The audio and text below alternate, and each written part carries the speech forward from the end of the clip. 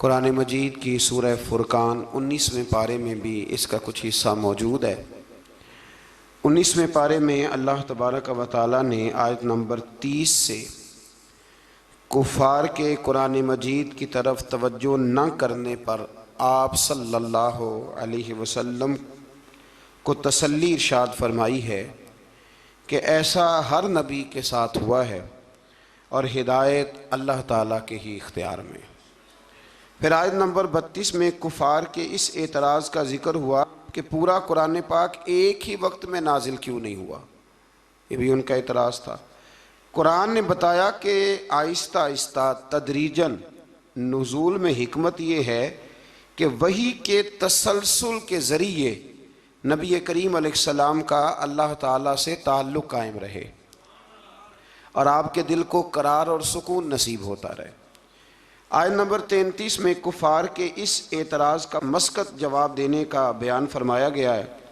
दलाइल के साथ इसका बड़ा मस्कत, बड़ा मुदल्लल अल्लाह करीम ने जवाब इरशाद फरमाया। आयत नंबर 35 से हज़रत मूसा का जिक्र फरमाया, फ़िरौन की नाफरमानी, कौम नूह, कौम आद, कौम समूद और कौम लूत के तबाह होने का फिर से यहाँ अल्लाह करीम ने जिक्र फरमाया। एक बात यहाँ पे अर्ज़ कर दूँ, जब से ये जिक्र शुरू हुआ है ना इन सारी कौमों का, तो इशारतन बहुत सारे पारों में बार बार जिक्र आया है, बार बार जिक्र आया है।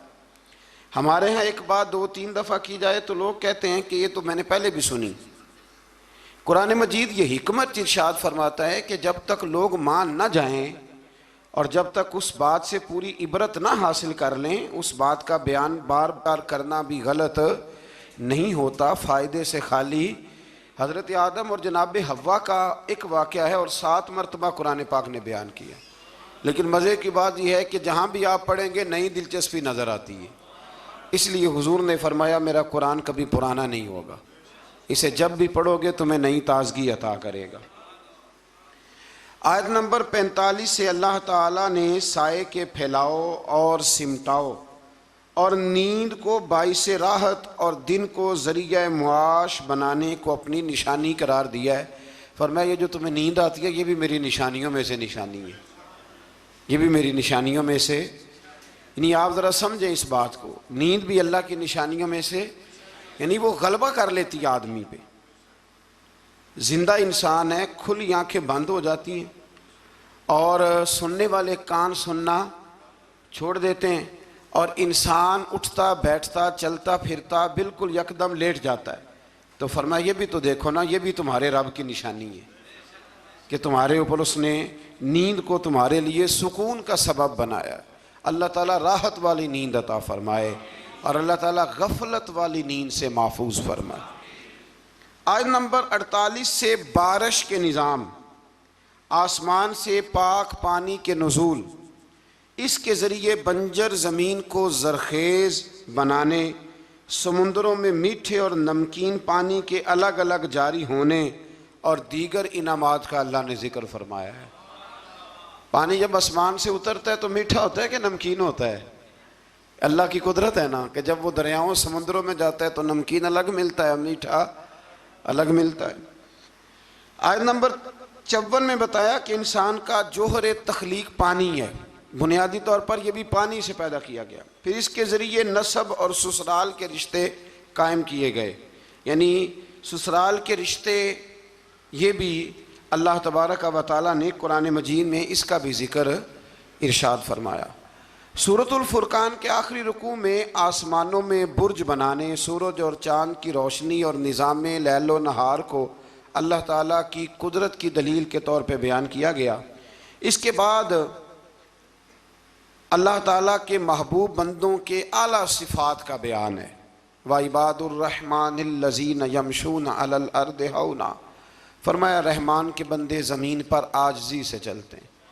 व इज़ा ख़ातबहुमुल जाहिलून क़ालू सलामा, जाहिल उनसे उलझना चाहें तो वो उलझते नहीं, बल्कि वो, एक बात ज़रा मेरा दिल है यहाँ कह दूँ, एक आदमी ने ना अलिफ बा ता सा से लेकर पूरा कुरान मजीद पढ़ा है, पर उसके बाद उसने उसकी कुछ ना कुछ तजवीद भी पढ़ी, फिर कुछ ना कुछ तर्जमा भी पढ़ा।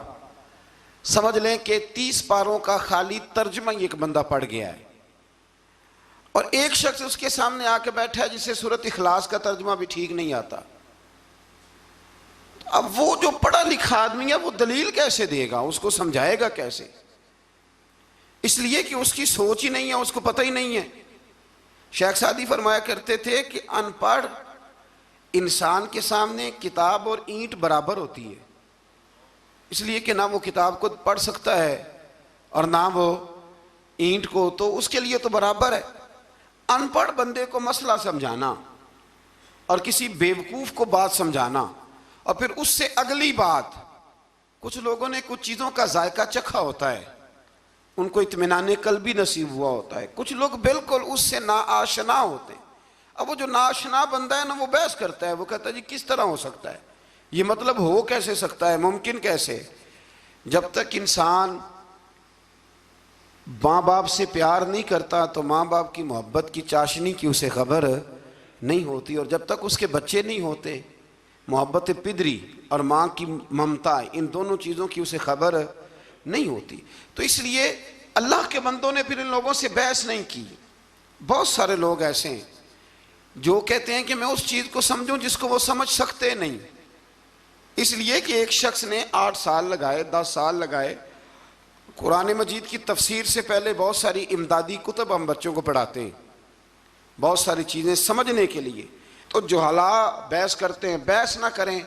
और जब आपको पता चल गया सामने वाला जाहिल है, तो फिर अगर आपने बहस की तो इसका मतलब है कि आप बेवकूफ़ हैं, आपने ये गलत काम किया। तो अल्लाह के बंदे कभी भी जाहिल आदमी से बहस नहीं करते। और आगे फरमाया वल्लज़ीना यबीतूना लिरब्बिहिम सुज्जदन व क़यामा, फरमाया वो रातें अपने रब के लिए सजदे और क़याम में गुजारते हैं। और सारी रात इबादत करने के बाद भी सवेरे वो ये नहीं कहते मैं इबादत गुजारूँ। वल्लज़ीना यक़ूलूना रब्बना अस्रिफ़ अन्ना अज़ाब जहन्नम इन्ना अज़ाबहा काना गरामा, सवेरे उठ के कहते हैं अल्लाह हमें जहन्नम के अज़ाब से महफूज रखना, बेशक तेरा अज़ाब गले में अड़ जाने वाला है। गरामा, ए अल्लाह तेरा अज़ाब गले में अड़ जाने वाला है, ए अल्लाह हमें उससे निजात अता फरमा। यानी वो रात सारी इबादत करके भी सुबह अपने रब से माफ़ी का सवाल ही करते। अल्लाह अकबर। फिर इससे आगे सूरत शुअरा शुरू होती है। इस सूरत की आयत नंबर 224 में शुअरा का जिक्र है, इसलिए इसका नाम शुअरा रखा गया है। आयत नंबर 7 में अल्लाह ताला ने ज़मीन से मुख्तलिफ़ किस्म के पौधे के उगाने को अपनी कुदरत की निशानी बताया। इसी सूरत में एक बार फिर हज़रत मूसा अलैहिस्सलाम के फ़िरौन के पास जाके दावत हक़ देने का जिक्र फरमाया। ये कई दफ़ा सुन चुके हैं ना आप, कुरान मजीद ने फिर बयान फरमाया है, फिर बयान फरमाया। ये तकरार फ़ायदा मंद होती है। अल इल्म बित तकरार, हमारे जो सरफ नाव के साथिदा है वो कहते हैं कि तकरार से इल्म आता है, नहीं बार बार किसी बात के बयान करने से वो बात याद हो जाती। एक साहब मुझे कहने लगे कि फ़लाने अल्लामा साहब की तकरीरें मुझे याद हो गई हैं सारी। मैं क्या चल 2-3 सुना विचों, लेकिन सुना सकते। तकरार फ़ायदेमंद होती है। अगर काम की चीज़ की तकरार हो तो उसको बार बार समझना चाहिए। तो फ़िरौन की तरफ हज़रत मूसा अलैहिस्सलाम के भेजने का यहाँ अल्लाह ने जिक्र फरमाया। बशरी तकाज़े के तहत मूसा अलैहिस्सलाम के खदशात का जिक्र है। फ़िरौन की तरफ से मूसा की तरबियत के एहसान जताने का भी जिक्र है। पीछे आप पढ़ आए ना कि हज़रत मूसा उसी के घर में पले थे, तो वह कहेगा कि मैंने पाला है तो आप मुझे ही तबलीग करने आ गए। फ़िरौन ने दावत तौहीद के जवाब में कहा कि रब्बुल आलमीन कौन है? उन्होंने फरमाया वो आसमानों और ज़मीनों, मशारिक और मगारिब और तुम्हारा और तुम्हारे आबाओ अजदाद का रब है।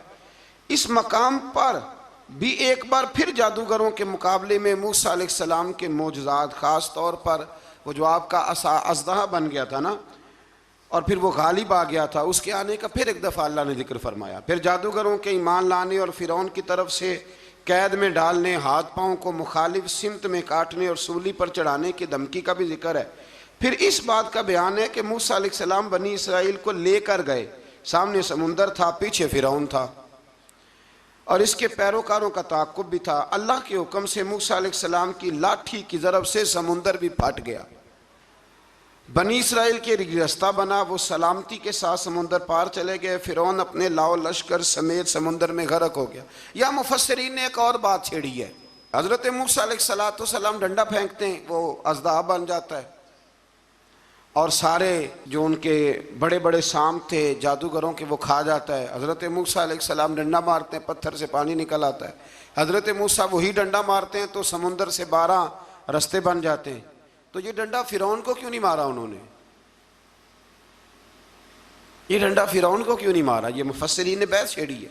अल्लाह ने उन्हें ताकत दी है ना, और वो जहाँ जहाँ चाहते हैं उनका वो असा मुबारक काम आता है, तो एक मारते उसको भी काम ख़त्म हो जाता।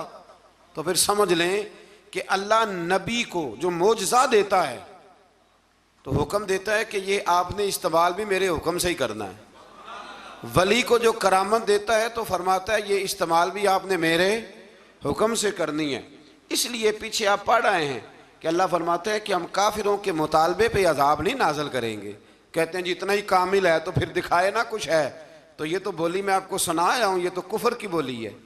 तो अबू जहल कहता था फिर लाइए अजाब, लाइए हमारे ऊपर अजाब जिसकी आप बात करते थे। तो ये तो बोली बड़ी गलत है कि कोई शय है तो दिखाओ, ये तो बात बड़ी दूर जाती है। अल्लाह हिदायत का नूर अता फरमाए। आयत नंबर 69 से फिर एक बार हजरत इब्राहीम का जिक्र है। सुभान अल्लाह, कैसे प्यारे नबी हैं अल्लाह के। बार बार रब करीम उनकी शानों का बयान फरमाता है। वो अपनी कौम को बुतों की बेबसी की जानिब मुतवज्जो करते थे। फिर इब्राहीम अलैहिस्सलाम अल्लाह ताला की नेमतों का इतराफ़ करते हुए फरमाते, अल्लाह ने मुझे पैदा किया है, वही हिदायत देने वाला है, वही मुझे खिलाता है, वही पिलाता है। जब बीमार होता हूँ तो वही मुझे, अल्लाह अकबर, कई दफ़ा एक ही डॉक्टर से दवाई लेते हैं तो आराम आ जाता है, फिर दोबारा उसी से लेते हैं तो आराम। इसका मतलब है कि हज़रत इब्राहीम फरमाते हैं कि शिफा भी मेरा अल्लाह ही मुझे देता है। फिर फरमाया वही मेरी रूह कब्ज़ करेगा और आखिरत में दोबारा पैदा करेगा। मुझे यकीन है क़यामत के दिन मेरी ख़ताओं को भी माफ़ फरमाएगा। इब्राहीम फरमा रहे हैं अल्लाह के नबी। उन्होंने कौन सी ख़ताएँ की थी जी? सारी ज़िंदगी अल्लाह की राह में जिहाद करते गुजर गई, फिर भी डर के दुआ मांगते हैं। संगियो गाफिल न बने, गाफिल हर वक़्त माफ़ी मांगना ये अल्लाह के बंदों का तरीका है। मेरे रसूल करीम अलैहिस्सलाम ने फरमाया मैं दिन में 100 दफ़ा अपने रब से इस्तिग़फ़ार करता। बार बार इस्तिग़फ़ार करें, बार बार उससे माफ़ी मांगें। वो माफ़ी मांगने वाले से बड़ा ही राज़ी होता है। अल्लाह तौफ़ीक़ अता फ़रमाए। ये अम्बिया का हमारे लिए तालीम है, ये तालीम उम्मत है, वरना उन्होंने कौन सी ख़ताएँ की। अल्लाह अकबर। फिर फरमाया वो दुआ करते हैं कि ए मेरे परवरदिगार तो मुझे सही फ़ैसला करने की कुव्वत अता फ़रमा और मुझे नेक बंदों के साथ मिला दे। पढ़ना ज़रा घर जाके सूरह शोरा, आपको समझ आएगी। अल्लाह के नबी दुआएं मांगता है, या अल्लाह हमें नेकों की संगत अता फरमा। हमारे ज़माने में ज़रूरत ही कोई नहीं नेकों की, और फिर संगत, फिर उनके साथ रहना, पास बैठना, इसकी ज़रूरत ही कोई नहीं। सारे खुद ही बड़े बड़े पीरे कामिल हैं। बल्कि अब तो बहुत सारे लोग कहते हैं पीर साहब को भेजो थोड़ी देर मेरे पास बैठे, मैं को सबक पढ़ाऊँ। माज़अल्लाह ताला। ऐ अल्लाह बाद में आने वाले लोगों में मेरा ज़िक्र खैर सच्चाई के साथ जारी फरमा, मुझे जन्नत की नेमतों का वारिस बना और मुझे क़यामत के दिन रुसवा ना फरमाना। ये पता क्या है, ये ना बंदे का अल्लाह से रिश्ता है। ये रिश्ता है, बंदा जब उसकी नेमतों को सोचता है और फिर अपने रोज़मर्रा की इबादत को, नेकी को सोचता है, तो फिर कहता है अल्लाह तूने बड़ा दिया है, मुझे रुसवा ना कर देना। ये कई दफ़ा खुफिया तदबीर भी होती है ना। हाँ, ये कई दफ़ा बहुत शानें जब मिल जाती हैं तो खुफिया तदबीर भी होती है। खुफिया तदबीर भी होती है। एक दरवेश कहा करते थे कि जब अल्लाह ताला तुम्हें दुनिया में बहुत सारा अजर दे दे ना, नेकियां दे दे, प्यार करने वाले दे दे, दौलत दे दे, तो फिर भी अल्लाह से डरा करो कहीं ऐसा तो नहीं कि वो सारी नेकियों का अजर दुनिया में देना चाहता है और आखिरत में तुम्हारा हिस्सा ही कोई नहीं, सारा कुछ यहीं ना दे दे। इसलिए उसकी बारगाह नाज में ये भी दुआ फरमाएं कि अल्लाह क़यामत की रुसवाई से महफूज फरमाए।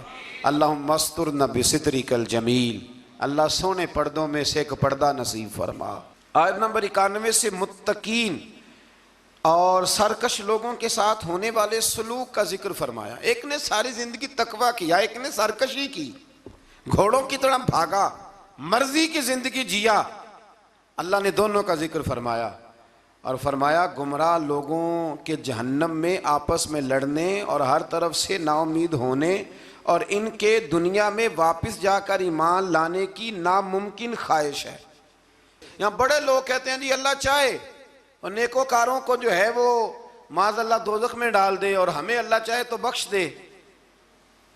जिसने उठती हुई जवानी में भी अपनी नज़र झुका के रखी और जेब में लाखों करोड़ों होने के बावजूद भी अपने रब की रिजा वाली बात की और तू सारी जिंदगी गुजारे बेहयाई और फाशी में और दावे तो अजीब कर दे। अल्लाह बेनियाज जरूर है पर बेइंसाफ नहीं, बेनियाज जरूर है पर वो बेइंसाफ, ये समझ लें। हाँ, किसी को ये दावा नहीं करना चाहिए कि मैं नेक हूं तो जन्नत मेरे नाम अलाट हो गई है, दुआ करनी चाहिए और उसकी बारगाह में माफ़ी चाहनी चाहिए। लेकिन ये जो गुनाहगार फिर दलेरों जैसी बातें करते हैं ना, इसका तो मामला ये है कि एक गुनाहगार ऊपर से सीना जोर, ये जुल्म है, ये जबर है, इससे बचें। हाँ, अगर कोई रब की रहमत का बाजू थाम के बात करेगा तो अल्लाह बड़ा ही करम फरमाने वाला है। आयत नंबर 105 से नूह अलैहिस्सलाम की दावत हक का जिक्र है। वो रसूल अमीन थे। सरकश लोगों ने कहा हम आप पर कैसे ईमान लाएं, आपके पैरोकार तो पसमानदा लोग हैं।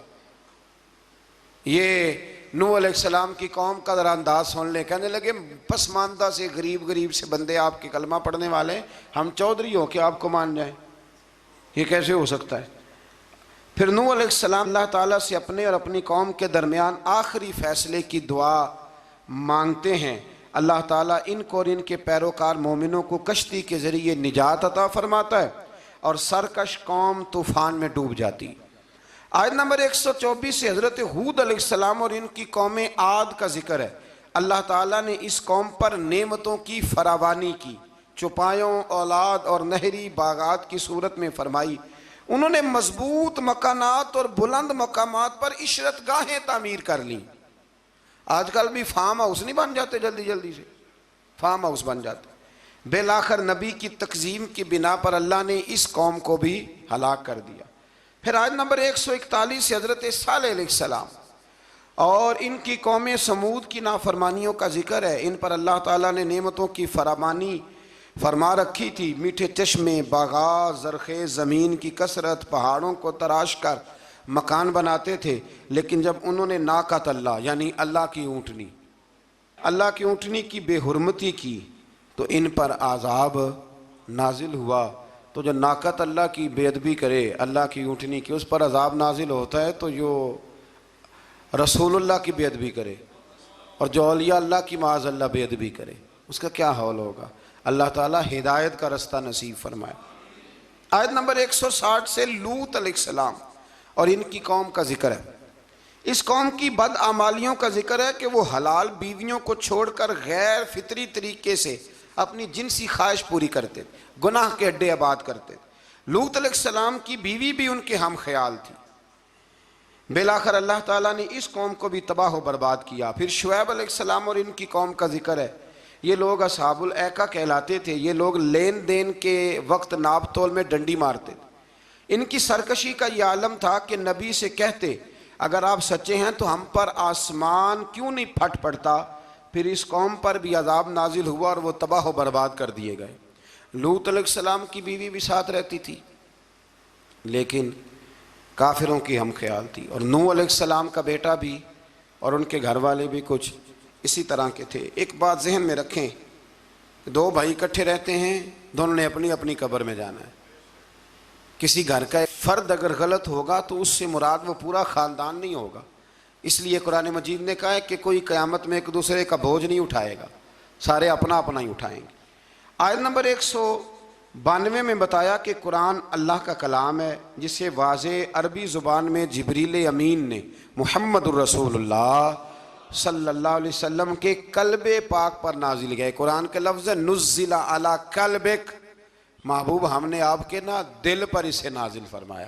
ये बड़ी कमाल की बात है। महबूब हमने आपके यानी कलाम अल्लाह का और हुजूर के यानी महबूब और मुहिब की जो बातें होती है ना, वो अगर जुमलों में भी हों तो जाके टकराती सीधी दिल के साथ हैं। इन आयात में यह भी बताया कि जिन कौमों का नामो निशान मिटा दिया गया, अल्लाह ताला ने इत्माम हुज्जत के लिए उनके पास रसूल भेजे। वो कहे ना कि कोई डराने वाला नहीं आया।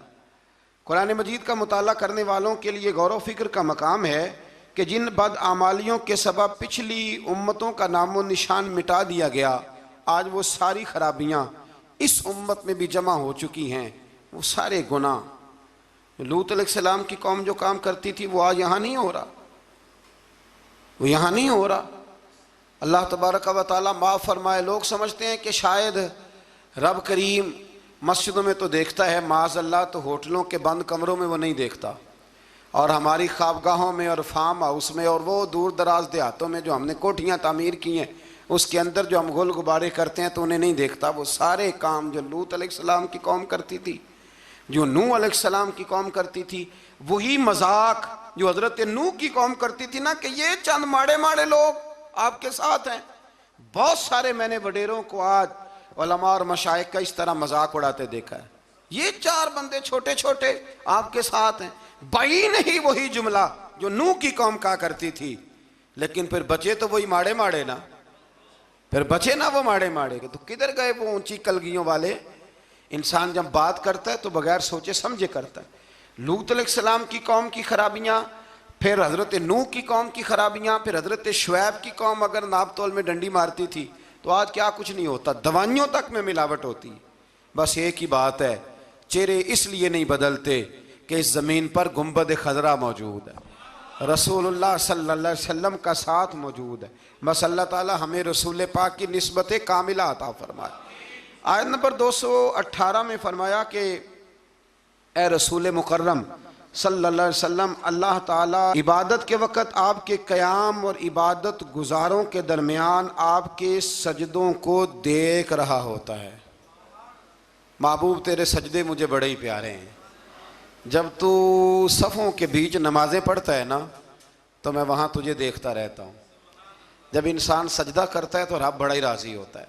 इसलिए हुजूर ने फरमाया, जब तुम एक सजदा करते हो तो अल्लाह की बारगाह में तुम्हारा एक दर्जा बुलंद कर दिया जाता है। जितने दिन बाकी रह गए हैं ना, अल्लाह ताला हमें कसरत से सजदे करने की तौफीक अता फरमाए। रमज़ान के दिन नहीं कह रहा, ज़िंदगी के दिन कह रहा हूँ। जितनी ज़िंदगी बाकी है अल्लाह ताला कसरत से सजदे करने की। हज़रत अबू फातिमा रज़ी अल्लाह ताला अन्हु फरमाते हैं कि हुजूर ने मुझसे फरमाया था, अबू फातिमा जन्नत में मुझसे मिलना चाहते हो? मैंने कहा हुजूर हाँ। फरमाया फिर सजदे ज़्यादा करके आना, सजदों की दौलत तुम्हारे पास ज़्यादा होनी चाहिए। फिर आगे शुरू होती है सूरह नमल। नमल कहते हैं चींटी को। ये चींटी के नाम पर अल्लाह ने सूरत रख दी। पीछे मैं आपको बहुत सारी सूरतों के नाम याद करा आया हूँ। एक सूरह नहल भी हमने पढ़ी थी। तो अल्लाह तबारक व तआला ने इस सूरत में कुरान करीम की हक्कानियत, मोमिनीन की सिफ़ात, मुख्तलिफ़ अम्बिया के अहवाल, अल्लाह ताला की तौहीद पर दलाइल, क़यामत की हौलनाकियाँ और हयात बादल मौत का ज़िक्र फरमाया। इस सूरत की इब्तदाई आयात में एक बार फिर हज़रत मूसा अलैहिस्सलाम के अहवाल और मोजज़ात का बयान है। आयत नंबर 16 से सुलेमान अलैहिस्सलाम का जिक्र है। वो दाऊद अलैहिस्सलाम के वारिस थे, बेटे थे, और इन्हें परिंदों की बोलियां सिखाई गईं। जिन्नात और इंसानों के लश्कर का एक फ़ौजी डिसिप्लिन के साथ इनके पास हाज़िर रहते थे।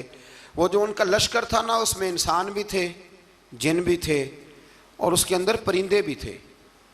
उनका लश्कर था, वो हमेशा उनके पास रहते थे। हज़रत सुलेमान अलैहिस्सलाम गुज़र रहे थे तो एक मकाम से आप गुज़रे जहाँ चींटियाँ बड़ी कसरत के साथ थी।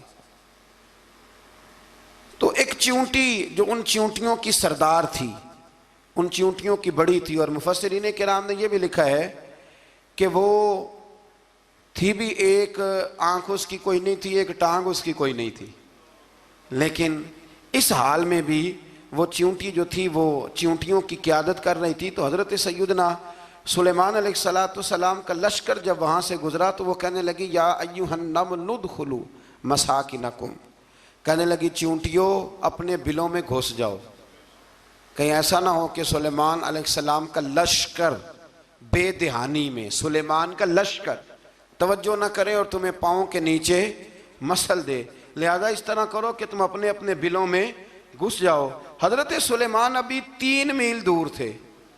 तमाम मुफस्सिरीन ने लिखा है 3 मील दूर थे। तो वहाँ से चींटी बोली तो कुरान कहता है कि हज़रत सुलेमान उसकी बात सुन के हंस पड़े। फतबस्सम दाहिका, आप उसकी बात सुन के हंस पड़े कि देखो ये चूंटी क्या कह रही है, ज़रा गौर करना बात पर कि हज़रत सुलेमान 3 मील दूर फासले पर चूंटी की बात भी सुन लेते हैं। मौलवी ने कुरान की आयत पक्की याद कर लिया, अना बशरुम मिसलुकुम, कहते हैं हुजूर ने कहा मैं तुम्हारी तरह का बशर हूँ। नबी हमारी तरह होते हैं जी, तो वो तो 3 मील दूर चींटी की आवाज़ सुन लेते थे। इसके कान में चींटी रखो भला, इसे कहो कि बता भला क्या कहती है, कुछ बताएगा फिर दौड़ लगा देगा शायद। कान में रखो इसको, कहो बता चींटी क्या कहती। और अगर ये लफ्ज़ ना होते कुरान के कि जब उन्होंने सुना तो हंस पड़े, ये जुमले ना होते तो शायद इसको भी ना मानते। लेकिन हज़रत सुलेमान ने सुनी चींटी की बात और अब अगली बात कहने लगा हूँ।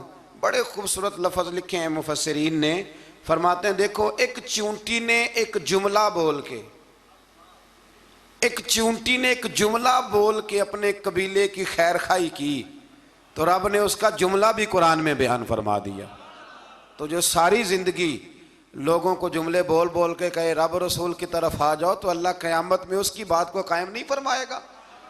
जो भी किसी की खैर खाई करे वो एक जुमला बोल के करे और हो भी चींटी, तो अगर अल्लाह उसका जिक्र कुरान में बाकी रखता है तो मैं और आप अगर किसी की खैर खाई करेंगे तो इंशाअल्लाह जिक्र बाकी रहेगा। शर्त यह है कि करें खैर खाई, खैर खाई करो किसी की, एक जुमला बोल के भी करो, चींटी भी हो तो अल्लाह कुरान में जिक्र बाकी फरमा देता है। तो अल्लाह तबारक व तआला ने इस बात का जिक्र कुरान मजीद में फरमाया। इस पर कई कुछ लिखा है। इसी तरह से एक बात और लिखी है हमारे मुफस्सिरीन ने कि हज़रत सुलेमान एक दिन ना इसी तरह निकले, कहत पड़ गया था, बारिश नहीं होती थी, तो हज़रत सुलेमान बाहर मैदान में निकले दुआ करने के लिए, खुश्क साली थी।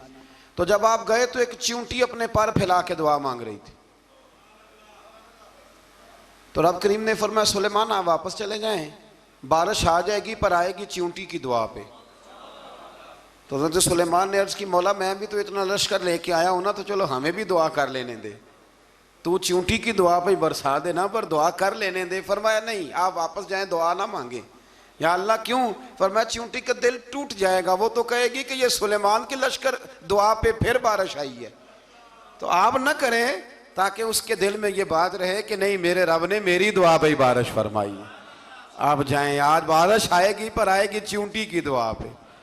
तो जो चींटी बारिश की दुआ करे कौम के लिए, अल्लाह अगर उसका जिक्र कायम रखता है तो जो अपनी कौम के लिए हिदायत की दुआ करे।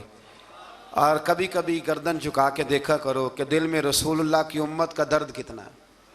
अगर कहीं हुजूर की उम्मत का दर्द है तो फिर इंशाअल्लाह जिक्र क़यामत तक बाकी रहेगा। फिर इंशाअल्लाह क़यामत तक आने वाली नस्लें भी आपका जिक्र करेंगी अगर हुजूर की उम्मत का दर्द सीने में मौजूद है। इसी तरह से फिर हज़रत सुलेमान के लश्कर में ना एक हुदहुद नामी परिंदा भी था, लश्कर का कारकुन था परिंदा। हुदहुद गायब था। तो हज़रत सुलेमान कहने लगे किधर गया वो हुदहुद, नजर ना आ जाया सख्त सजा दूंगा। यहाँ तो कोई अच्छी खबर लाएगा, क्योंकि वो हुदहुद परिंदा जाता था तो खबरें ला के देता था, वरना सजा दूंगा। उतनी देर में हुदहुद भी आ गया। तो ये परिंदे जो कारकुन होते हैं बड़े सियाने होते हैं, कभी बंदा नाराज हो तो सही खबरें ले आते हैं। तो सही खबर लेके आ गया। आते ही आके बैठा तो उसने हज़रत सुलेमान अलैहिस्सलाम ने कहा कहाँ थे? अर्ज़ करने लगा हुजूर मैं मुल्क सबा गया था, वहाँ एक औरत हुक्मरानी करती है, उसका नाम बिल्कीस है, बहुत बड़े तख्त पे बैठती है, 80 गज उसका तख्त लंबा है, 40 गज चौड़ा है और शायद 80 मान के 80 टन उसका वजन है। तो हुजूर वो सूरज को पूछते हैं। तो हज़रत सुलेमान ने फ़ौरन ख़त लिखा, फरमाया जाके उसे मेरा ख़त दे दो कि यहाँ तो कलमा पढ़ के हमारी फरमा बरदार बन जाए, वरना तैयार हो जाए। जो अल्लाह के गैर को पूछते हैं हम उनके खिलाफ जंग करेंगे। वो जब लेके गए ना ख़त, ये हुदूद गया तो वो मीटिंग कर रही थी, उसके वज़ीर मशीर सारे बैठे थे। इसने जाके ख़त फेंक दिया मलका बिल्कीस की झोली में। उसने ख़त पढ़ा तो डर गई, वज़ीरों को बुलाया। हज़रत सुलेमान, कुरान कहता है हज़रत सुलेमान ने कहा था ख़त फेंक के ना तो साइड पे होके सुनना वो क्या कहते हैं। बंदों के लिए मना है, परिंदों के लिए जायज़ है। बंदों के लिए मना है साइड पे होके सुनना। हाँ, जिसकी जासूसी की ड्यूटी हो, कुफर की जासूसी की, उस बंदे के लिए भी जायज़ है। तो यहाँ एक तो वो परिंदे थे, दूसरा कुफर की जासूसी कर रहे थे। साइड पे होके सुनने लगे तो मलका बिल्किस कहने लगी अब क्या करना है, ये खाता आया है। तो वो कहने लगे हम तैयार हैं, आप हुक्म करें, हम लड़ने को तैयार हैं, लड़ेंगे। वो कहने लगी नहीं, तेजी ना दिखाओ। कुरान मजीद कहता है कि वो कहने लगी जब लड़ाइयाँ होती हैं तो शहर तबाह होते हैं, मुल्क खंडर बन जाते हैं, लड़ाई मसले का हल नहीं है। उन्होंने कहा कि मैं नबी हूं, तो एक दफा आजमा लेते हैं कि नबी हैं कि नहीं, माज़अल्लाह आजमा लेते हैं। कहा कैसे? कहने लगी तोहफे तो आए भेजते हैं, अगर माल पर दिल ललचा गया तो फिर नबी नहीं बादशाह है, और अगर माल पर दिल ललचाया ना तो फिर अल्लाह के कामिल बंदे। ये फ़र्क उसने उस वक़्त बयान किया। उसने 500 कनीज़ें, 500 गुलाम, बड़े शानदार लिबास पहना के, 500 घोड़ा बड़ा तगड़ा, उसके ऊपर माल व असबाब रख के तैयारी करा के हज़रत सुलेमान की तरफ भेजा। हुद पहले से खबर लेके आ गया, हुजूर उसने ये प्रोग्राम बनाया है। वो जब आया सारा कुछ तो हज़रत सुलेमान देख के जलाल में आ गए, फरमाने लगे उसे जाके कह दो तू मुझे क्या तोहफे भेजेगी, मेरे रब ने मुझे माला माल फरमाया हुआ है, उन्हें माला माल किया मेरे मालिक ने, जा उसे जाके कह तू क्या तोहफे देगी। जब रब देता है तो फिर कोई कमी ना ना, वो नहीं छोड़ता। बंदे क्या दे सकते हैं, बंदे तो बेचारे 10 देख के तो 10 दिन उनकी आंखें नहीं खुलती। फरमाया मुझे अल्लाह ने जो दिया है क्या बात है उसके देने की। तो फरमाया उसे कहो या फरमाबरदार होके आ जाए या जंग के लिए तैयार हो जाए, हम उसे उसके शहर से जलील करके निकाल देंगे। उसने जाके जब पैगाम दिया तो और उन लोगों ने भी आके बताया कि वहाँ तो हम अजीब मंजर देख के आए हैं कि जानवर भी हाथ बांधे खड़े हैं, वहाँ तो जिन्नात, सरकश जिन्नात खड़े हैं। वो बादशाह नहीं, वो नबी हैं, वो जो 500 गुलाम और 500 कनीज़ें गई थी, हवाल सुनाया आके। तो मलका बिल्किस ने फिर खत लिखा कि मैं फरमा बरदार होके आ रही हूँ। माना क्या है, मैं कलमा पढ़ने के लिए आ रही हूँ। तो हज़रत सुलेमान ने कहा भाई अब इस तरह करो, ज़रा फर्श बिछाओ। उन्होंने फर्श बिछाया, इस तरह का कि ऊपर फर्श था, नीचे मछलियाँ तैर रही थी, लग रहा था दरिया है। ड्यूटी लगा दी, जिन्नात ने बिछा दिया। उधर हज़रत सैयदना सुलेमान फरमाने लगे अब चूंकि मान के आ रही है तो उसे अपनी नबुव्वत की अलामतें भी दिखानी है। उसने तख्त बड़ा शानदार बनवाया था, और ख़वातीन में जो आदतें ख़वातीन वाली होती हैं वो जाती नहीं। वो 7 कमरों में ना पीछे अपना तख्त रख के तो 7 दरवाजे बंद करके आई। उस ज़माने में एक रिवाज था, वो जुलेखा ने भी 7 दरवाजे मुकफ़ल के एक रिवाज था। एक कमरा, फिर कमरे के पीछे कमरा, फिर उसके पीछे कमरा, फिर उसके पीछे कमरा, और उसको बड़े मोटे ताले लगाए जाते थे। और फ़लसफ़ा ये था कि एक ताला तोड़ेगा कोई तो जब तक सिपाही आ जाएंगे, और अगर उसके तोड़ने तक ना आए तो दूसरे के तोड़ने तक आ जाएंगे, और उसके तोड़ने तक ना आए तो 7वें तक तो आ ही जाएंगे। ये उन लोगों का नफसियाती मामला था, सोच थी। 7 कमरों में मुकफ़ल करके ना वो निकली। तो हज़रत सुलेमान अलैहिस्सलाम कहने लगे भाई मुझे उसका तख्त चाहिए उसके आने से पहले, उसके आने से। इस वाक़े की क्या ज़रूरत थी कुरान पाक में, ये क्या हाजत थी, ये तख्त वाली सारी बात कुरान ने क्यों बयान की? पूछें आप अपने दिल से भी और इनकार करने वाले मुनकरीन से भी, इसकी क्या ज़रूरत थी? वो जो कहते हैं जी वली की करामत की क्या ज़रूरत है, सीधी सीधी नमाज पढ़ो, रोज़ा रखो, हज करो, ज़कात दो, तो पूछो इनसे एक सूरत नमल के अंदर इस सारी तफसील की क्या ज़रूरत थी? ख़त्म हो गई जब वो कलमा जो पढ़ रही है, तो फिर इस सारे वाक़े को रब क्यों बयान फरमाता है? हज़रत सैयदना सुलेमान फरमाने लगे तख्त चाहिए, और चाहिए उसके आने से पहले। काला इफरीतुम मिनल जिन, जिन्नों में से एक बहुत बड़ा जिन बोला, कहने लगा हुजूर आपका ये तख्त बर्खास्त होने से पहले ले आऊँगा। ये जो आप मीटिंग कर रहे हैं ना, या आप फैसले ख़त्म, कुछ ने लिखा सुबह से शाम तक मीटिंग होती है और उसको आने में पता नहीं कितने दिन लगेंगे, तो मैं ये बर्खास्त होने से पहले। और कुछ ने कह दिया आप शर्त क्यों लगाते हैं कि सुबह से शाम तक होती? उस जिन ने कहा दिया आप 10 मिनट में फारग हो जाएं, आप फारग होंगे तो तख्त आ जाएगा। मुफस्सिरीन ने लिखा है कि जब कुरान कहता है कि उसने कहा कि आपके फारिग होने से पहले, तो इसका मतलब है कि जब आप उठेंगे, ये जगह खाली कर देंगे तो तख्त यहां किवें, हजारों मील का फासला है, आ जाएगा। पर हवाई जहाज पे कार्गो करा के जी, DHL के जरिए। कैसे आएगा? वह आएगा तो बस आएगा तो हजरत सुलेमान की तो बादशाहत थी ना जमाने पे। फरमाने लगे नहीं नहीं तू लेट है, तू लेट है, तू हमें जानता ही नहीं। एट सेट ते पखड़ा कुआर गंदल, असी और भी बूटियां जानने आ, ये तू लेट है, अभी हमारी ताकत इससे ज्यादा है। बड़ी कमाल बात लिखी है लिखने वालों ने। एक मुफस्सिर ने लिखा है कि अभी हजरत सुलेमान ने गुलामों से मंगवाया है, अपनी बात कोई नहीं की। ये हाल है उनके गुलामों का, तो सरदार का आलम क्या होगा। हजरत सुलेमान कहने लगे भी जल्दी जाइए। काल अल्लज़ी इंदहु इल्मुम मिनल किताब अना आती का भी कबल अन यरतद्द इलैका तरफुक। तो उठा उनमें से वो जिसके पास किताब में से इल्म था, सारी किताब का भी नहीं, इल्मुम मिनल किताब, किताब। वो उठे जिनके पास किताब में से इल्म था। तो वो उठ के कहने लगे हुजूर मैं ले आऊंगा कब? आपके आंख झपकने से,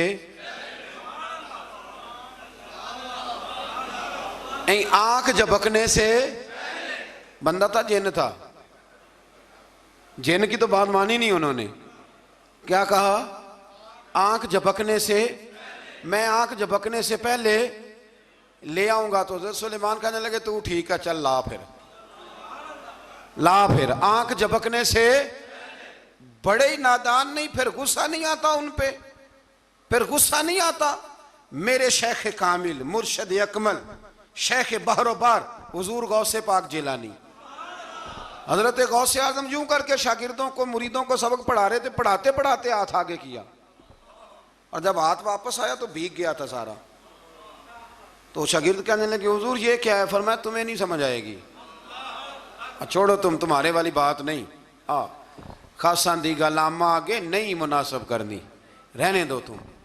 कुछ वक्त गुजरा तो कुछ लोग आ गए, अभी क्लास खत्म नहीं हुई थी, कपड़े भीगे हुए हो। वो शागिर्द पहले ही मुंतजिर थे। कहा तुम्हें क्या हुआ? कहने लगे दरिया में जा रहे थे, अचानक हिचकोले आने लगे। तो हमने कोई किसी बेअमल का बाजू तो नहीं ना थामा, हम गौसे आजम के मानने वाले हैं। तो दरिया में कहा या शेख अब्दुल कादिर जिलानी शैय्यन लिल्लाह, अल्लाह के रास्ते में मदद करो। तो कहने लगे बस एक हाथ ही आया है, और यूं कश्ती खींच के बाहर निकाली है। तो अब वो शागिर्द सारे चुप कर गए, कहने लगे जवाब क्यों नहीं देते? उन्होंने कहा तुमने हाथ देखा है पहुंचता हुआ, और हमने हाथ देखा यहां से जाता हुआ। तुमने पहुंचता हुआ देखा है, तो हमने हजरत बहाउल्लाह नक्शबंद बुखारी, उनकी एक मुरीदनी थी, ऊपर चुबारे पे किसी ने उसकी इज्जत पे हाथ डाला, चुबारे पे ऊपर वाली मंजिल पे। उस मुरीदनी ने अपनी इज्जत बचाने के लिए छलांग लगा दी। जब वो नीचे गिर रही थी तो हजरत बहाउल्लाह नक्शबंद बुखारी पहुंच गए। नीचे कोई ऐसा बंदोबस्त कर दिया, कोई चारपाई बिछा दी, कोई ऐसा जिस पे वो आके आराम से गिरी और बच गई। हजरत साहब की तरफ देख के कहने लगी हुजूर आप कब आए? फरमाने लगे पुत्र जब तू चुबारे से चली थी तब मैं बुखारे से चला था, जब तू चुबारे से चली थी ना तब मैं बुखारे से चला था, और तेरे नीचे आने तक मैं भी पहुंच गया हूं। मैं भी माली दा कम राखी करना, फल कच्चे होण या पक्के, ये पीर मुरीदां दे सिर ते ही रहिंदा है। ये झूठे होण या सच्चे, ये पक्की गुलामी करें या कच्ची करें, पीर की भी मजबूरी होती है। क्या करें, पीर मुरीदां दे सिर ते ही रहिंदा है। ये झूठे होण या सच्चे, क्या किया जा सकता है? देखे ना, नाफरमान बेटे का भी तो जायदाद में हिस्सा होता है ना। नाफरमान भी हो तो जायदाद में हिस्सा, तो चलो बाप नाराज रहेगा तो अल्लाह नाराज रहेगा, बात अलग है, पर जायदाद का हकदार तो है ना, चाहे नाफरमान ही है। पीर मुरीदां दे सिर ते ही रहिंदा है, ये झूठे होण या। फिर वो तख्त आ गया तो हजरत सुलेमान से पूछा ये क्या है? काला हाजा मिन फजल रब्बी। फरमाने लगे कुछ भी नहीं। हजरत सुलेमान कहने लगे ये मेरे रब का फजल है। शायद सब मुफस्सिरीन ने बड़ी बड़ी बातें की हों, पर यहाँ एक काजी सनाउल्लाह पानीपती रहमतुल्लाह अलैह का फिक्रा मैं पढ़ रहा था, बड़ा मज़ा आ रहा था। काजी साहब फरमाने लगे इस आयत पे, काजी साहब कहते हैं जिन पर निरा फजल था हाज़ा मिन फज़ल रब्बी, निरा फजल। फरमाया उनकी तो इतनी ताकत है कि वो हज़ारों मील दूर से 80 गज लंबा 80 गज चौड़ा तख्त आंख झपकने से पहले ले आते हैं, और जिनके बारे में अल्लाह फरमाते हैं बश्शिरिल मुमिनीना बिअन्ना लहुम मिनल्लाहि फदलन कबीरा। फरमाया महबूब अपने गुलामों को खुशखबरी दे दें, बाकियों पे निरा फजल था, इन पर तो फजल कबीर है, इन पर तो बड़ा ही फजल है अल्लाह का। तो फरमाया जिन पर फजल कबीर हो, एक नहीं, इस पर मैं बड़े दलाइल दे सकता हूँ, करामाते औलिया पर मैं बड़े ही दलाइल दे सकता हूँ, बड़े। गौसे आजम रदी अल्लाह तआला अन्हु के पास बादशाह आया तो कहने लगा पीर तब मानूंगा जब सेब खिलाएंगे।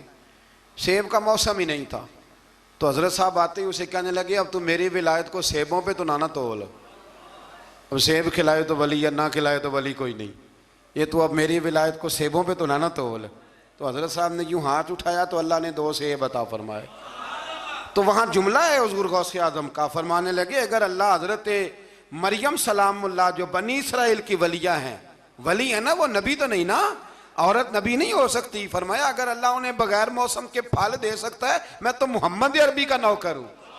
फरमाया अब ना 2 सेब आए थे, तो वो कहने लगा मेरे तो दिल में 1 सेब था ना, तो हुज़ूर गौसे आज़म ने ना 1 सेब मुझे दिया, 1 मैंने खाया तो 1 गौस पाक खाने लगे। कहते हो मैंने वो मुँह में रखा, ज़रा तुर्श था, तो मेरे चेहरे का वो रंग देख के ना, असर देख के कि तलखी महसूस, तो गौसे आज़म कहने लगे मेरे वाला खा। तो 1 उन्होंने काट के टुकड़ा दिया, कहते खाया तो बड़ा मीठा था। तो मैंने कहा हुज़ूर आए तो दोनों ही गैब से हैं, तो आपके वाला मीठा है मेरे वाला कड़वा है। तो आप फरमाने लगे आए तो दोनों गैब से थे, पर एक को ज़रा जालिम के हाथ लग गए हैं ना, उसको तंबीह भी कर दी कि जुल्म से बाज आ जा, तंबीह भी कर दी। पर मैं हाथ जालिम के लगे इसलिए तुर्श हो गया, सियाना बन।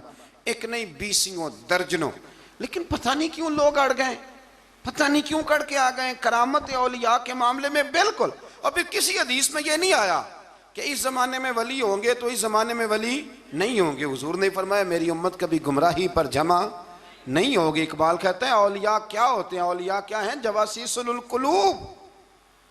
इकबाल कहता है वली का बहुत बड़ा वली तुमने देखना हो तो उसे देखो जो तेरे दिल का जासूस है। चलो ये मुश्किल बात है, मैं नहीं छेड़ता, लेकिन जो तेरे हाँ वो जासूसी करता है, पर करता है तेरे दिल की, वो तेरे दिल का जासूस होता है वली। और उस पर हुजूर की हदीस है, फरमाया इसकी फिरासत कल्बी से डर, ये अल्लाह के नूर से देखता है, डर इसकी फिरासत कल्बी से। अल्लाह तौफीक अता फरमाए। 12 इस वली का नाम था आसफ बिन बरखिया। आसफ बिन बरखिया जी हज़रत सुलेमान के वज़ीर थे। वो आई मलका बिल्कीस, और जब वो आई ना तो उसने देखा कि ये तो आगे सामने हज़रत सुलेमान बैठे हैं, और जो रास्ता है ना दरमियान में वो फर्श है कि दरिया है समझ नहीं आ रही। तो उसने ना अपना यूं करके ऊपर कपड़ा उठाना शुरू कर दिया कि नीचे पानी है। तो हज़रत सुलेमान कहने लगे चलती आ, नीचे कुछ भी नहीं। उसने पैर रखा, नीचे मछलियां भी तैरती जा रही थी। हज़रत सुलेमान अलैहिस्सलाम, आज भी अल्लाह ने तौफीक दिया ना, लोगों ने इस तरह की तामीरात बाद में की हैं, लेकिन इसके मौजिद इसके पहले बनाने वाले हज़रत सुलेमान है अल्लाह की दी हुई तौफीक से।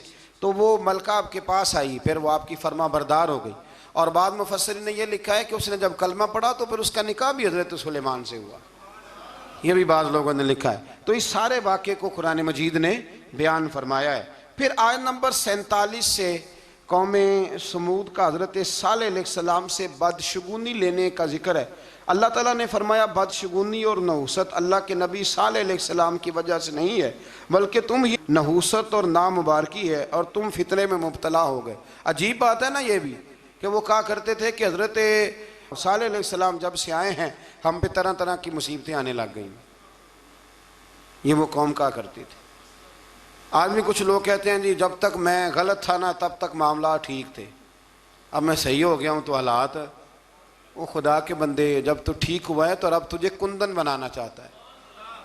अल्लाह करीम वो सारी कमज़ोरियाँ जो बज़ाहिर इंसानों में होती हैं मुश्किलात में डाल के तो तेरी मिट्टी और गर्द झाड़ना चाहता है, लेकिन लोग माज़अल्लाह इसको बदशगुनी कहते हैं। अल्लाह समझने की तौफीक अता फरमा।